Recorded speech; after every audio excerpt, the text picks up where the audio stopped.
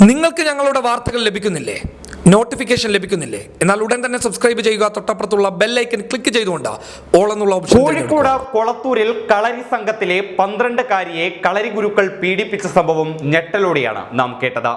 കളരി ഗുരുക്കളായ പേരാമ്പ്ര, പുറ്റമ്പുയിൽ, ചാമുണ്ടിത്തറമേൽ മജീന്ദ്രനാണ് കളരി അഭ്യസിക്കാനെത്തിയ 12കാരിയെ പീഡിപ്പിച്ചത്. കോഴിക്കോട് നന്മണ്ട കൊളത്തൂർ അദ്വൈതാശ്രമത്തോട് ചേർന്നുള്ള കളരി സംഘത്തിലാണ് 12കാരി പീഡനത്തിനിരയായത്. സംഭവത്തിൽ മജീന്ദ്രനെതിരെ കൂടുതൽ അന്വേഷണത്തിന് ഒരുങ്ങുകയാണ് പോലീസ്. ഇപ്പോൾ മറ്റു ചില പെൺകുട്ടികൾ കൂടി പീഡനത്തിന് ഇരയായിട്ടുണ്ടെന്ന സൂചനയുടെ അടിസ്ഥാനത്തിലാണ് മജീന്ദ്രനെതിരെ കൂടുതൽ അന്വേഷണം നടത്താൻ പോലീസ് ഇപ്പോൾ തീരുമാനിച്ചിരിക്കുന്നത്. 2019 നടന്ന സംഭവത്തിൽ പോക്സോ നിയമപ്രകാരം കേസെടുത്ത കാക്കൂർ പോലീസ് കഴിഞ്ഞ ദിവസം ഇയാളെ അറസ്റ്റ് ചെയ്തിരുന്നു. 2019 കളരി പരിശീലനത്തിന് എത്തിയ പെൺകുട്ടിയെ പീഡിപ്പിച്ചതായാണ് പരാതി. കളരിമുറിയിൽ വെച്ചാണ് പെൺകുട്ടി പീഡനത്തിന് ഇരയായത്. പെൺകുട്ടിയുടെ പെരുമാറ്റത്തിൽ അസ്വാഭാവികത തോന്നിയ രക്ഷിതാക്കൾ പെൺകുട്ടിയെ കൗൺസിലിങ്ങിന് വിധേയമാക്കുകയായിരുന്നു. കൗൺസിലറോടാണ് കുട്ടി പീഡന വിവരം തുറന്നു പറഞ്ഞത്.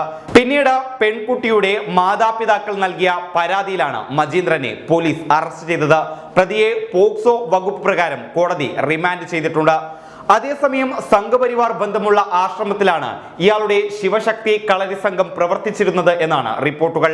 RSS സഹയാത്രികനായ അദ്വൈതാശ്രമം മഠാധിപതി സ്വാമി ചിദാനന്ദപുരിയുമായി അടുത്ത ബന്ധമുള്ളയാളാണ് അറസ്റ്റിലായ മജീന്ദ്രൻ എന്നും ഈ റിപ്പോർട്ടിൽ പറയുന്നുണ്ട്. അദ്വൈതാശ്രമത്തിലെ വൃദ്ധസദനത്തിന് സമീപമായിരുന്നു ഈ കളരി സംഘം പ്രവർത്തിച്ചിരുന്നത്. ഇതിന്റെ ഉദ്ഘാടനം നിർവഹിച്ചത് ആശ്രമ മഠാധിപതിയായ സ്വാമി ചിദാനന്ദപുരിയായിരുന്നു.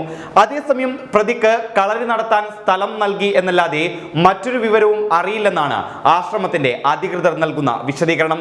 അതേസമയം സംഭവത്തിനെതിരെ കൂടുതൽ പ്രതിഷേധങ്ങൾ ഇപ്പോൾ ഉയരുകയാണ്. മജീന്ദ്രനെ കൂടാതെ മറ്റാരെങ്കിലും ഈ കേസിൽ പങ്കാളികളായിട്ടുണ്ടോ എന്നും ഇക്കാര്യത്തിൽ കൂടുതൽ അന്വേഷണം വേണമെന്നുമാണ് ഉയരുന്ന പ്രതിഷേധങ്ങൾ. News desk public Kerala.